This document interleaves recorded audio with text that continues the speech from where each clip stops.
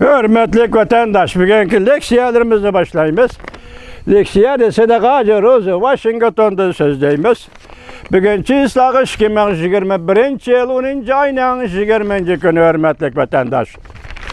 Bugünkü vaziyetin söz eytidigan bolsak birincisi hazır aldırap denepligidek Şinjan Uygur Abdunum Rayonida rehberlik kabinetini, hükümet rehberlik kabinetini teşkilledi. İkinciden hazır Apinada Gretsiya Olimpik meşali tünügen 20. günü Beijing'e yetip geldi. Halkara narazılıklarga kişilik hukuk teşkilatları karmay Beijing'e yetip geldi. Üçüncüsü hazır ben bir torbiti bügülletin ettiğinde belgen haberde Reis Xi Jinping pedalını desledi. Yani kendini çekindi. Bunun da bir cümle vatandaş. Hazır internet torbetlerini taklidi başkuruşunu çat el şirketlerine içiviteş. Başkası koyun. Çat el şirketlerine içiviteş. Hazırki vaziyet maşu 3. Endi bunun içinde Abdunum Rayonida Uygur Abdunum Rayonida rehberlik kabinetini teşkilleş. Kayıtıdın teşkilleş isiniz bakı bu 70 kişinin mabeynide Xitay köçmelleri hakimiyeti. Bu kandaktı Şinjan Uygur Abdunum Rayonu Uygur'un hakimiyeti emez. Xitay köçmelleri hakimiyeti. Hükümet teşkilleş, Xitay köçmelleri terpiden teşkilleş. Teşkilliniş. Şunda bulup geldi bu kıtım. Abdunum Rayonida hükümet kabinetin teşkilleşke 3 nefer Uygur kiripti. Bulağı berildiği vazife neme? Onu keyin görümüz. Hükümet kirge Uygurlağı berildiği vazife bir pilallıktı. İkincisi yani neme? Mağrib medeniyet, tibbiyet, davalaş, muşundak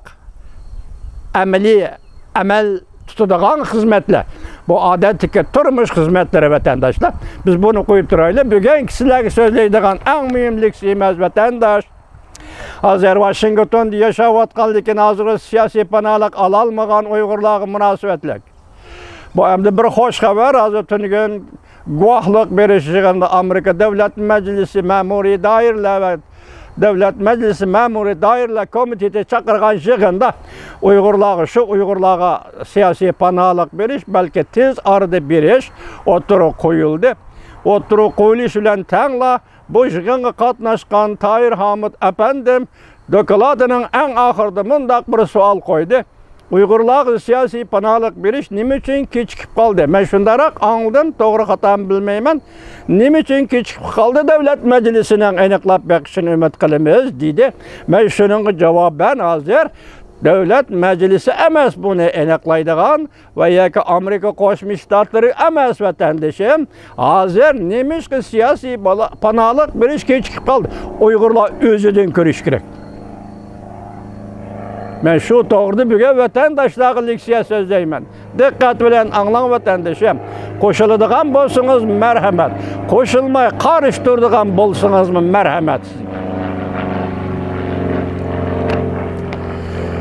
Aval leksiyani anlaylı hürmetlik vatandaş. Mavzumunda Washington bir vasıta cüngüge roburo keldi. Misli görülmegen bir kırıska duç geldi. Mavzula haber 10. ayının 19. günü Amerika avazdan Xitay til programı ilan kılındı. Haber bundan başlandı.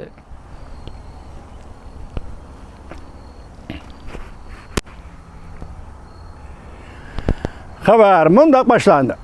Ötken bir neçe yılda Amerika, Beijing dairelerinden Uyguristan, Şinjan ve Hong Kong'da kişilik hukuka tecavüz kılış tedbirleri doğrusunda Cumhur hükümetiga besinmişti. Şu yerde yaşavatkan halklarının ahvalını yaxşılamakçı bolgan idi. Lekin netice görünürlük bolmadı. Amerika Koşmuş Ştatları Devlet Meclisi ve Memuri Dairler Komiteti haftanın 2. günü guahlık beriş yığını ötküzüp belki ameli bir meseleni oturga koydu. Eğer Washington Beijing'in hareketini özgertiş çare kılalmasa, ondaki ziyankeşlikke uçurucularga kandak yardım bereleydi. Bu aralıkta Amerika hükümeti Uyguristan'dan ve Hong Kong'dan kişilik hukuk vaziyetiga bargan sıra köngel belişke başladı.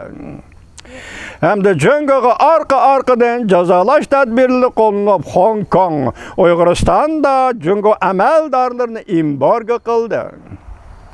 Uyg'uriston mahsulotlarini import qilishni chekladi va Hong Kongga berilgan sodir e'tibor berish martaba imtiyozini bekor qildi.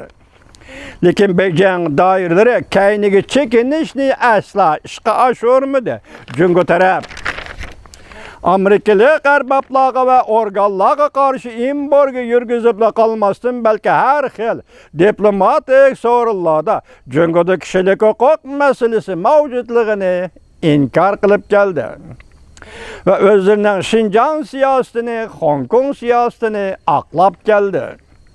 Ziyonkashlikka uchrag'uvchilar qanday yordam berish kerak? Haftaning 2 kuni o'tkazilgan guvohlik berish yig'inida Davlat Majlisining ko'plagan a'zolari diqqat nazarini Cungo Kompartiyasining yovuz harakatlarini embargo qilishdan Cungo Kompartiyasining ziyonkashligiga uchrag'uvchilarni qo'g'dashga yo'tkadi. O'tgan yili Amerikada Hong Kongliklarni vaqtli salohiyat bilan ta'minlash taklifini o'tirg'a qo'ygan. Ya'ni Hong Kong xalqi erkinlik va tanlash huquq qonun loyihasini o'tirg'a qo'ygan. Demokratlar partiyasi mansubi Avam palata a'zosi Malnoviskiy mundaq ko'rsatdi. Cungo Kompartiyasining o'zgarishini umid qilib o'ltirgandan ko'ra yaxshi chora tadbir ishlatib Cungodan qochib kelganlarni qarshi olaylik.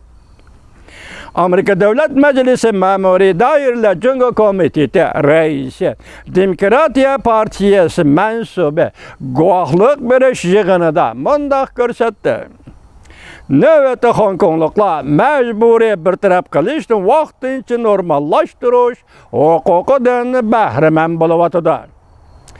Lekin yana musofirlarga ikinci darajalik e'tibor berish salohiyatiga, ikinci darajalik musofirlik bo'yicha e'tibor berish salohiyatiga Hong Kongliklar tahi erisha olmayotdi. Davomini anglaysiz vatandosh.